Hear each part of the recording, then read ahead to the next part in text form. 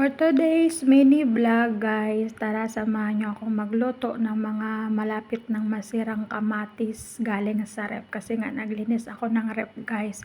Kaso nga lang, nanghihinayang naman ako itapon kasi iniisip ko kung sa Pilipinas kaya ito ang mahal-mahal na mga bilihin sa Pilipinas. Magkano na kaya to? Kaya sabi ko lutuin ko na lang siya, gawa natin ang paraan. Ngayong nakuha ko guys, di ba ang dami niya? Kaya tara, iluto na natin para natin ay mapakinabangan. Pagkatapos ko siyang hugasan guys, ay hiniwa ko na siyang maliliit kasi igigisa natin siya mamaya at dapat maliit yung hiwa kasi para mabilis naman siya maluto at mabilis madurog.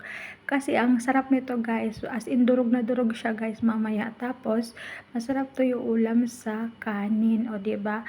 Kapag ikaw isang OFW, dapat madiskarte ka dito sa bansa ko saan ka man nagtatrabaho para wag kang magutom guys, kasi dito walang mag-aalaga sa'yo kapag ikaw ay nagkasakit. Kasi mag-isa lang tayo dito, wala tayo dito mga pamilya sa ibang bansa. Talagang nagpunta tayo dito mag-isa at uwi pa din tayo na mag-isa, diba guys? Kaya ito na nga, todo hiwa ang first son kasi nga medyo madami-dami din yung nakuha ko at iniisip ko sayang naman kung itapon. Pagkatapos ko maghiwa ng kamatis, maghiwa na tayo ng sibuyas guys, kasi sibuyas lang ang ilalagay ko mamaya sa aking paggisa at lalagyan na lang natin ng mga pampalasa para maging ulam na siya guys, o diba?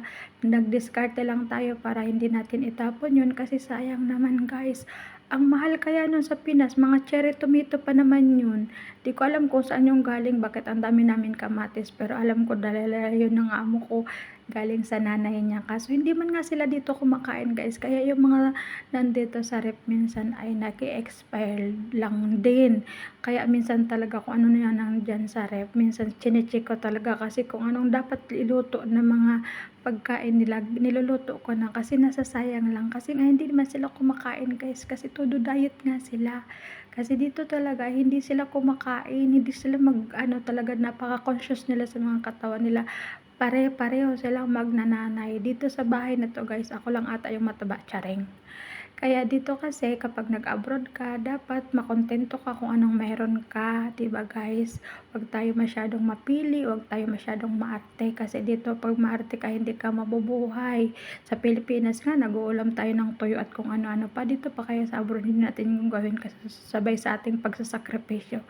Naghiwa na din ako dyan ng sili kasi parang gusto kong kumain ng medyo maanghang. Di ba masarap kumain pag maanghang yung kinakain? Pero konti lang kasi hindi naman talaga ako makain ng mas maraming sili.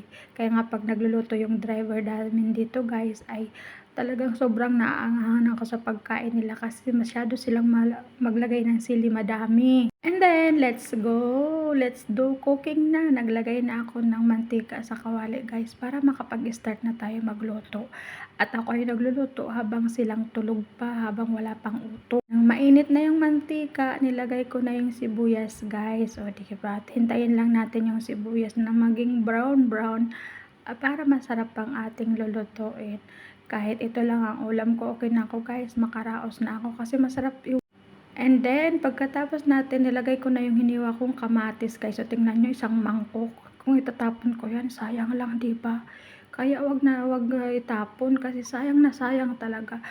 Alam nyo dito guys, sa Kuwait, ang dami ditong mga pagkain na natira-tira. Minsan, hindi ko talaga tinatapon kasi iniisip ko talaga, paano kaya sa Pilipinas? Maraming nagugutom, maraming namumulot ng pagkain sa basurahan. Nilagyan ko na pala siya ng mapampalasa katulad ng paminta, asin, para masarap ang ating niluluto mamaya. Ito na yung itsura niya guys, konting kembot na lang ay maluluto na ang ating ginisang kamatis. O diba, diskarting malupit yan, diskarting Pilipino yan guys, saan ka pa? Naisipan ko palang lagyan siya ng konting asukal kasi diba maasim yung kamatis guys, kaya nilagyan ko siya ng konting asukal para mag-balance yung lasa, yung manamis-namis na maalat-alat, diba? Ang sarap na sarap ka ng kumain dyan kasi feeling mo adobo yan guys, lasang adobo pero kamatis lang yan. Nagawan lang ng paraan para wag itapon kasi sobrang nanghihinayang talaga ako guys. Charan! Luto na ang ating ginisang kamatis, o diba?